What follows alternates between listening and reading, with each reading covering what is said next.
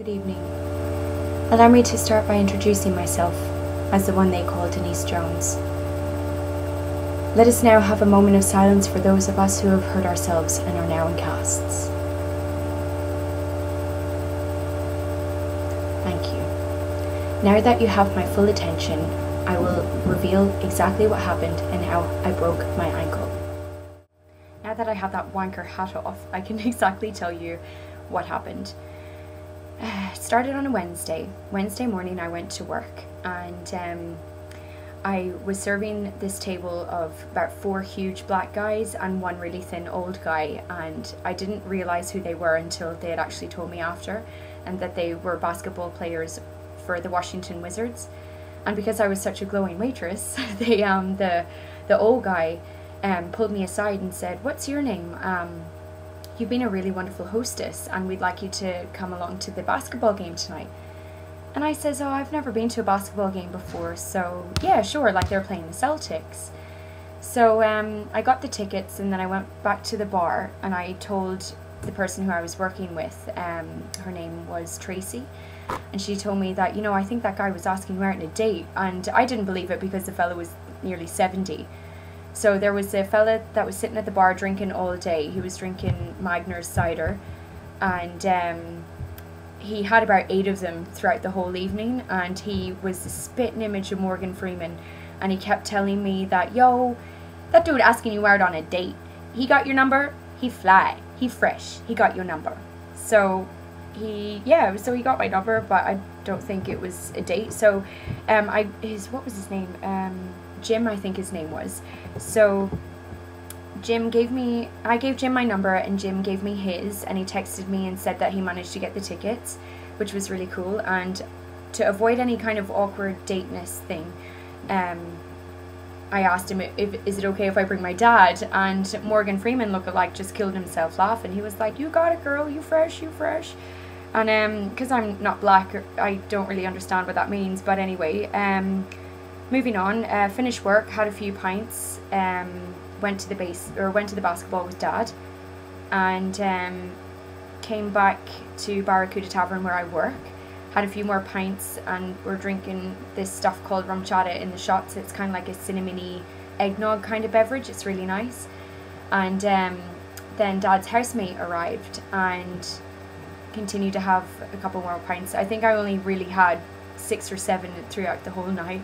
So went back to Dad's house at about 2 o'clock in the morning, and there was this crazy crashy noise coming from inside Dad's house, and me being me, I was like, I'll go in first, I'll sort whatever it is in there, I'll sort it out, I'll fix it.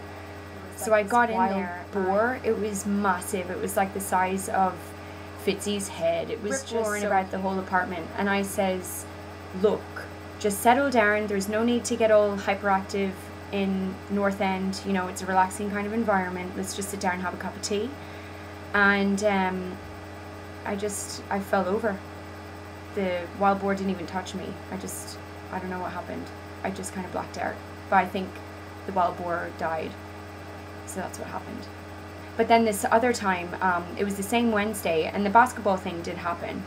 But I actually ended up going out with one of the basketball players, and we ended up in like an underground street fight.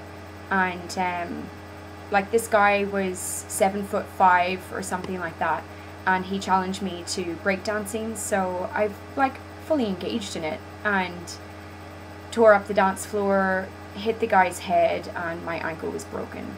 That's another version of what happened.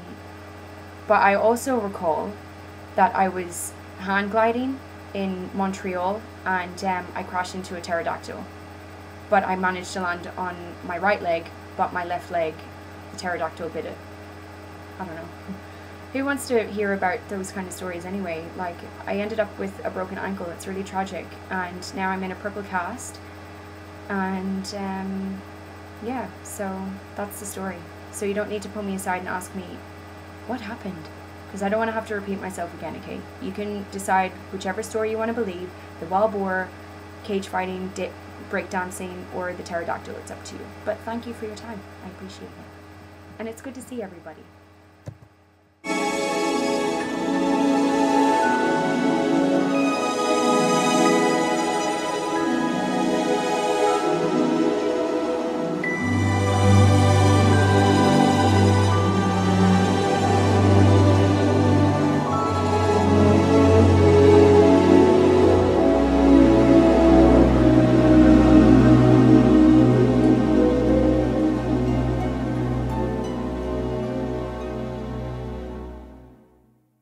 It's beginning to look a lot like Christmas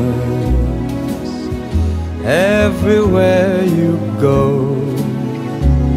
Take a look at the 5 and 10. It's glistening once again with candy canes and silver lanes that glow. It's beginning to look a lot like Christmas. Toys in every store, but the prettiest sight to see is the holly that will be on your own front door. A pair of hop-along boots and a pistol that shoots is the wish of Barney and Ben. Dolls that'll talk and will go for a walk is the hope of Janice and Jen. And Mom and Dad can hardly wait for school to start again. It's beginning to look a lot like Christmas everywhere you go. There's a tree in the Grand Hotel, one in the park as well. It's the sturdy kind that doesn't mind the snow. It's beginning to look a lot like Christmas. Soon the bells will start, and the thing that'll make them ring is the carol that you sing right within your heart.